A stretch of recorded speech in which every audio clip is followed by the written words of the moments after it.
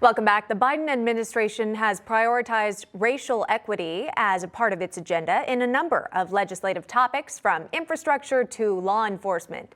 Is that approach resonating with the next generation of Black voters? Joining us now to discuss is political commentator Charrise Lane. Charisse, thanks so much for coming on today. I'm looking forward to this conversation. And it's basically about the next generation, right? When it comes to their priorities and how they vote and what legislative topics should really be top of mind.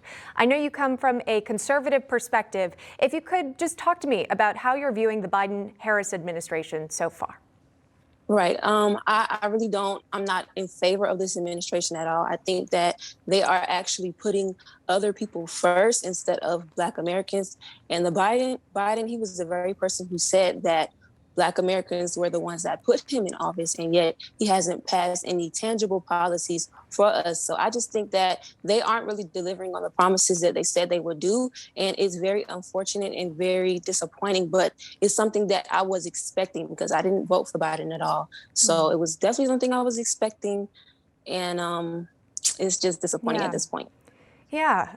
You think about, again, the next generation of voters, if they might be more attracted to the Democratic Party, perhaps. What would be your message to those individuals into the reason why you would vote differently, or what you might have seen along the campaign that were some warning signs for you that you didn't support?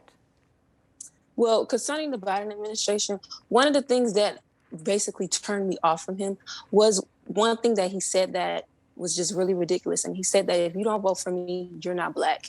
And I think that if a president or someone who's running for office says that about Black Americans and are saying that if we don't vote for him, then basically we're not our heritage, we're not Black, then I don't think that we should be associated with someone like that.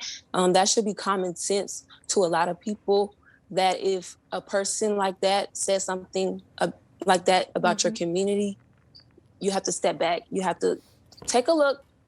Yeah. And step back and really observe, what is this person trying to say? Yeah, fair question to ask. If only there was a tough media that would really ask those questions, because they're so important. But talk to me about the other party, the Republican Party as well. Have you found an interest in the Republican Party when it comes to aligning with your own conservative values?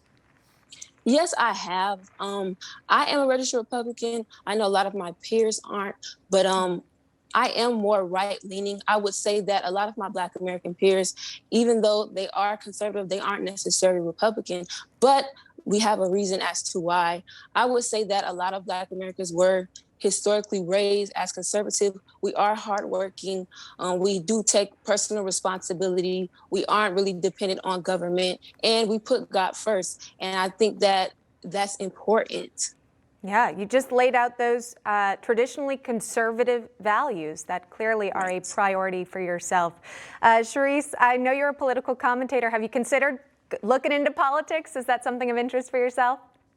Yes, I've actually been interested in politics since middle school, and it's really been a passion of mine. At first, I wanted to be an attorney, but then I said, you know what? I think I want to political commentate. It's always been a passion of mine, and it's always something that I've talked about with my family and friends. And now I'm just happy to see it coming into reality. Yeah, well, it's great to hear your perspective, and thank you so much for coming on Newsmax today. Charisse Lane, we appreciate the time. Thank you. Thank you.